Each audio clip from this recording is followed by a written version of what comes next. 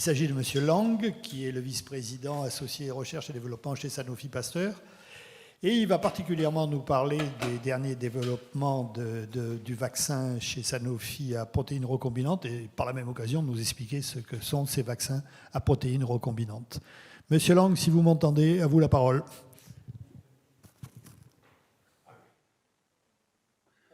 Bonjour, je suis le Dr Jean Lang, je suis responsable des partenariats en recherche et développement à Sanofi Pasteur et je vais vous présenter où nous en sommes au niveau du développement de notre vaccin recombiné protéique contre le Covid-19. Donc en fait, ce vaccin a été développé en partenariat, c'est avec la société pharmaceutique GlaxoSmithKline et le BARDA, la Biomedical Advanced Research and Development Authority, qui a contribué à financer ce développement. Donc c'est un vaccin protéique sous-unitaire qui est basé sur la plateforme baculovirus qui permet d'exprimer, nous allons le voir, la protéine du SARS-CoV-2 et avec un adjuvant de notre partenaire GSK qui s'appelle la SO3. Donc ce sont ces deux technologies qui sont complémentaires, qui sont synergiques, sont des technologies bien établies.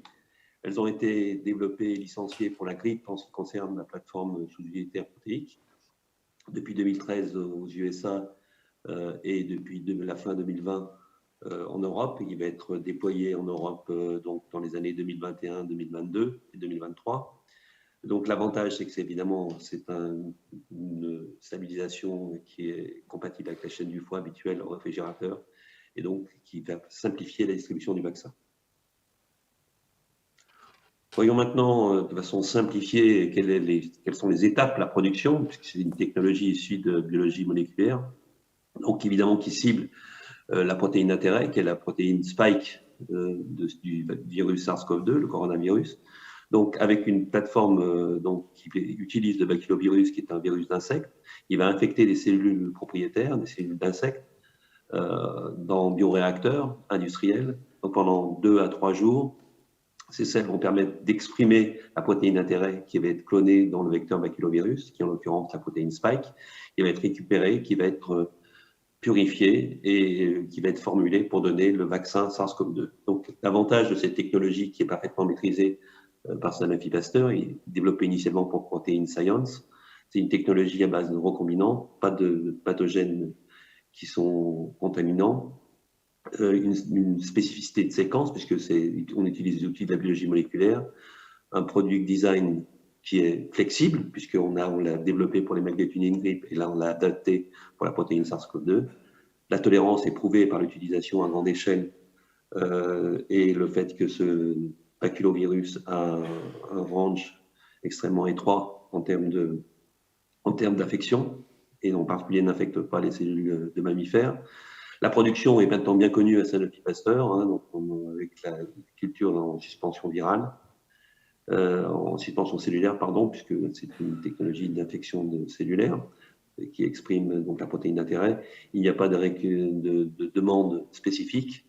Et en termes régulatoires, en termes d'autorisation future de mise sur le marché, c'est des matériels qui sont bien connus et qui est utilisé pour l'essentiel de vaccins grippe aux USA et en Europe, comme je le disais. Donc, rentrons maintenant dans le cœur de la chimie. Effectivement, il a fallu modifier la protéine d'intérêt avec la modification de la séquence de cleavage furine, le site de rupture de la furine, qui est bien connu chez les virus, la prévention de la pré-herpine formation. Bon, je ne suis pas un spécialiste de biologie moléculaire, puisque je suis médecin, biologiste, mais en tout cas, ceci a été designé avec grand soin. Et en particulier, la dernière modification qui est de permettre d'avoir une trimérisation domaine, puisque c'est la forme trimérique de la protéine qui va permettre sa configuration et son expression, son reconnaissance du récepteur et la production évidemment d'anticorps spécifiques. Donc vous voyez qu'il y a 2 domaines, le N-terminal domaine et le récepteur binding domaine, qui sont à chaque fois importants, en particulier le récepteur binding domaine qui va permettre la tâche à l'angiotensine conversine enzyme 2, qui est le récepteur, vous savez, de la spike protéine du SARS-CoV-2. Next.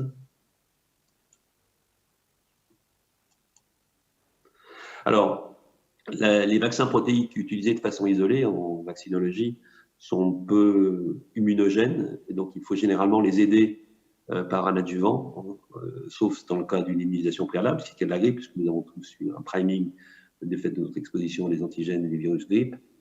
Là, en l'occurrence, comme il n'y a pas d'exposition préalable, il faut un adjuvant puissant, qui est l'adjuvant de GlaxoSmithKline, qui est un adjuvant de type lipidique surfactant base de polysorbate 80, qui est un adjuvant pandémique qui a été utilisé aussi pour la grippe et qui donne une réponse stimulante, synergique de la réponse protéique spécifique par le vaccin sous-unité. Donc, en résumé, cette slide montre les avantages de la plateforme que nous utilisons, Sanofi Pasteur. Donc, elle est flexible, elle est agile, permet d'avoir un rationnel qui permet d'exprimer la protéine d'intérêt virale. La production, parce que vous savez, un vaccin, c'est de la vaccination utile. Un vaccin, c'est la somme de la recherche et développement, de la production et de l'accès. Donc là, en l'occurrence, c'est tout à fait flexible et approuvé par les autorités réglementaires. On a un adjuvant de référence extrêmement satisfaisant et qui va nous permettre d'augmenter de façon synergique les réponses immunitaires. Et nous avons des infrastructures qui, évidemment, last but not least, comme on dit en anglais, qui nous permettra de délivrer des centaines de millions de doses. Alors, regardons maintenant quelles sont les données qui ont été générées avec ce vaccin candidat. D'abord, en termes précliniques, nous savons qu'il y a des anticorps neutralisants sont des biomarqueurs absolument remarquables et qui permettront, nous l'espérons, de prédire. Et pour le moment, nous ne sommes pas au stade du corrélat de protection accepté par l'autorité réglementaire. Et quand on fait la somme de toutes les données accumulées en termes de réponse immunitaire neutralising anticorps neutralisants, vous voyez qu'on arrive à différencier sur la courbe des vaccins très immunogènes que sont les vaccins mRNA, BioNTech et Moderna, et ensuite les vaccins sous-unitaires adjuvés de Novavax en particulier, et ensuite les vaccins qui sont moins immunogènes, mais tout aussi protecteurs contre les formes sévères hospitalisées et les décès, qui sont les vaccins adénovirus ou les vaccins inactifs. Donc, nous voyons qu'il y a une association entre le taux d'anticorps neutralisant et le degré de protection, en particulier pour les formes modérées. Les formes hospitalisées sévères sont peut-être plus sensibles à la neutralisation. En tout cas, ce qui est démontré parmi les données rétrospectives actuellement générées. Donc, le problème, avant d'avoir un corrélat de protection, c'est qu'il y a une variété, une hétérogénéité des tests immunologiques utilisés. Et on utilise donc le sérum de convalescence, c'est-à-dire les malades qui ont guéri d'une infection, de façon à harmoniser. Et actuellement, il y a des démarches en cours au niveau de sérologie pour les tests, pour harmoniser ces tests, en particulier sous l'égide de l'OMS, l'Organisation mondiale de la santé, et du NIBSC anglais. Alors, regardons quelles sont les données précliniques. Donc, avant de rentrer chez l'homme, donc d'administrer des vaccins à l'homme, on a une étape préclinique, en particulier chez le singe. Et avec des doses aussi faibles qu'un microgramme, vous voyez qu'1 à 3 microgrammes ont été utilisés chez le singe, donc de quantité totale de protéiques associées au vaccin, associées à l'adjuvant ASO3. Vous voyez que nous avons une réponse à la fois en termes d'anticorps ELISA, donc qui sont capturés ici, qui sont importantes après 2 doses, et en particulier avec la deuxième dose à 3 semaines, avec donc une réponse immunitaire tout à fait satisfaisante à 3 logs.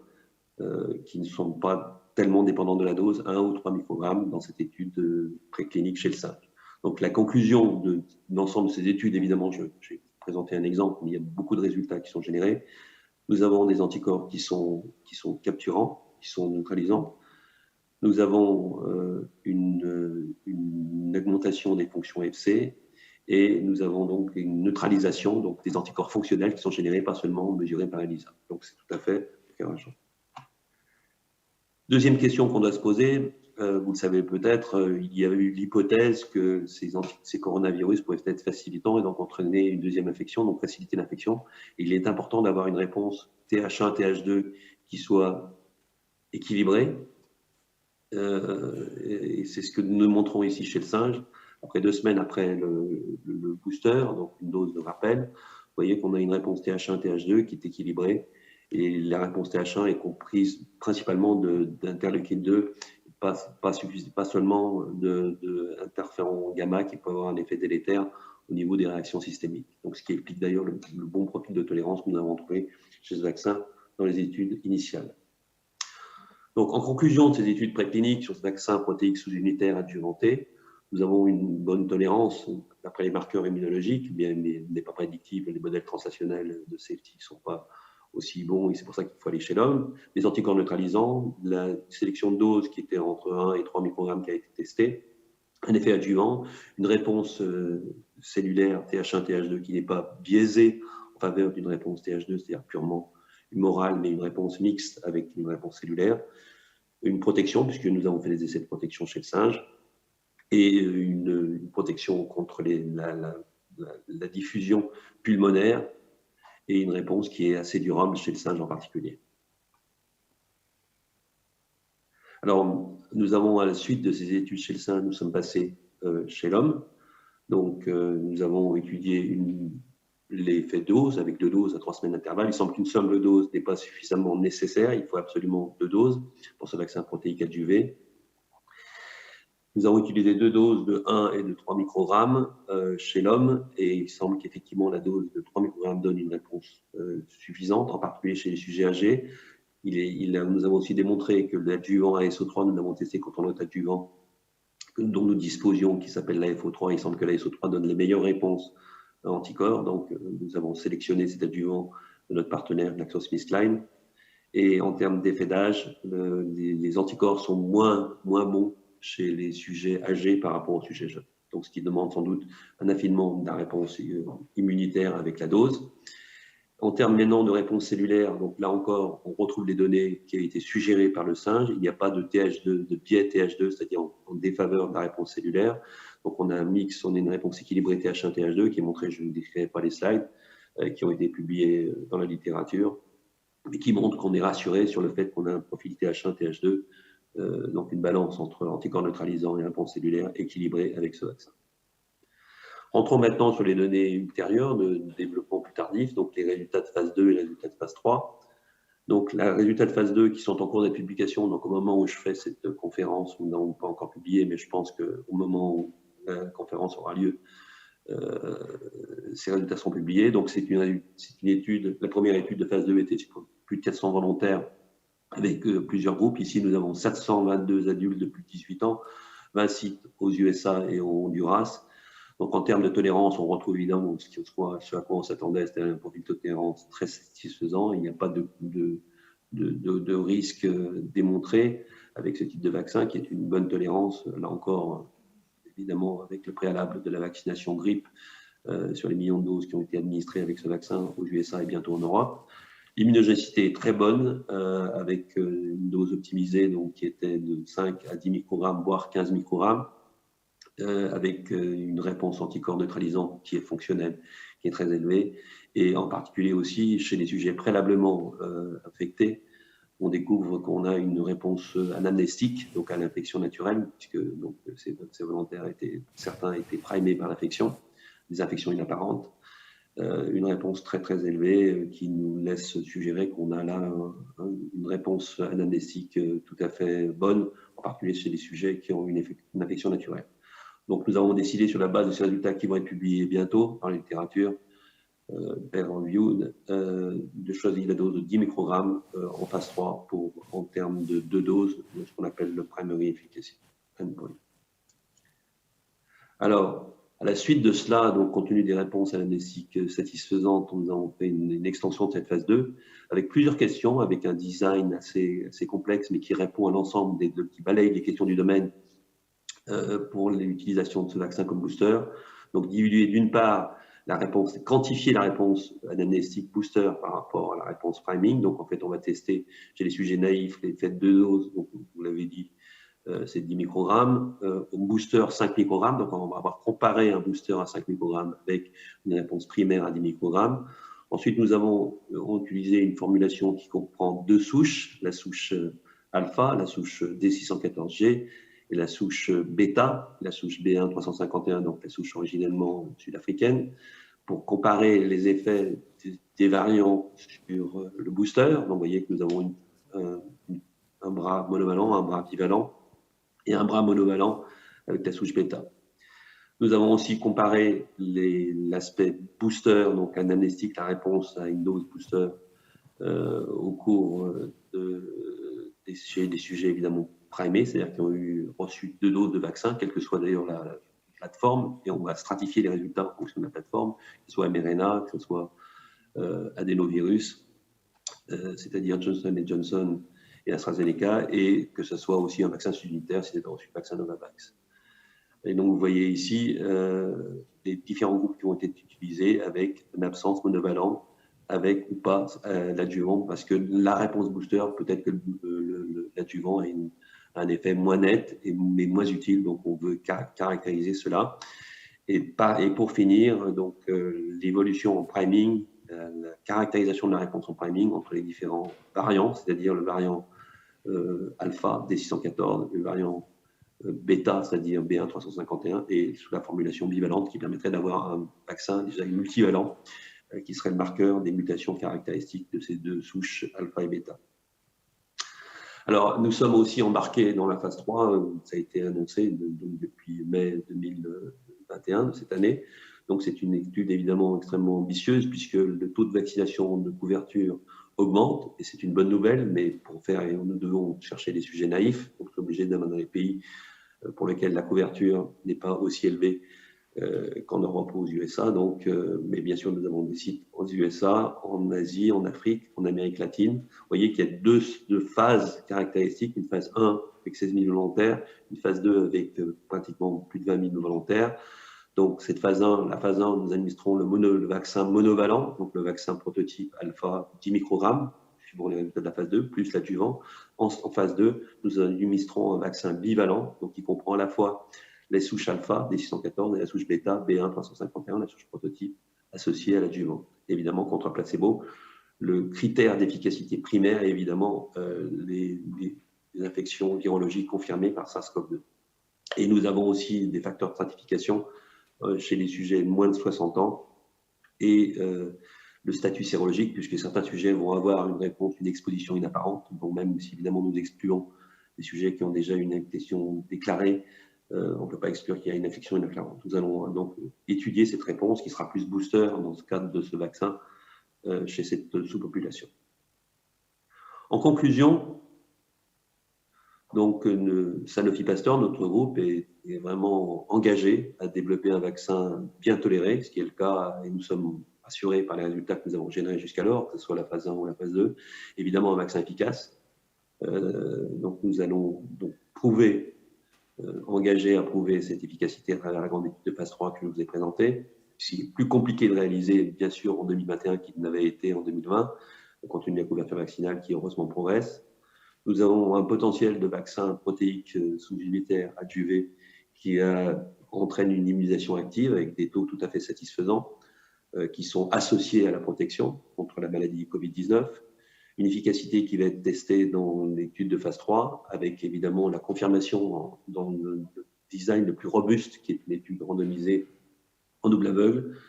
L'avantage de ce vaccin, c'est évidemment qu'il peut être conservé à température réfrigérateur, donc qui permettra l'accès à des populations, et en particulier les populations qui sont peu vaccinées, pour les populations des pays à faible revenu, à revenu moyen. Et comme vous le savez, nous avons cette grande expérience de production, et donc ce vaccin pourra être utilisé à plusieurs centaines de millions de doses, nous l'espérons. Et donc, en fait, nous avons aussi évidemment l'antériorité sur la grippe. Ma dernière slide, donc quels sont les timings et non-disponibilités de ce vaccin, en particulier en France. Donc nous avons commencé, je vous l'ai dit, l'étude de phase 3 d'efficacité au mois de mai 2021. Nous allons commencer, nous avons la planification évidemment sous le réserve, nous avons suffisamment de cas puisqu'il y a une analyse intermédiaire, il y a un comité de surveillance de l'essai indépendant. Donc dès que des signaux nets en faveur d'une efficacité seront disponibles, à ce moment-là, nous pourrons arrêter l'essai et faire un dossier de soumission, mais évidemment cela dépend du taux d'attaque que nous avons dans les sites considérés. Et donc, évidemment, nous planifions ce vaccin qui sera soumis vers la fin de l'année pour une disponibilité en toute fin d'année ou en début d'année prochaine. Je vous remercie. Merci.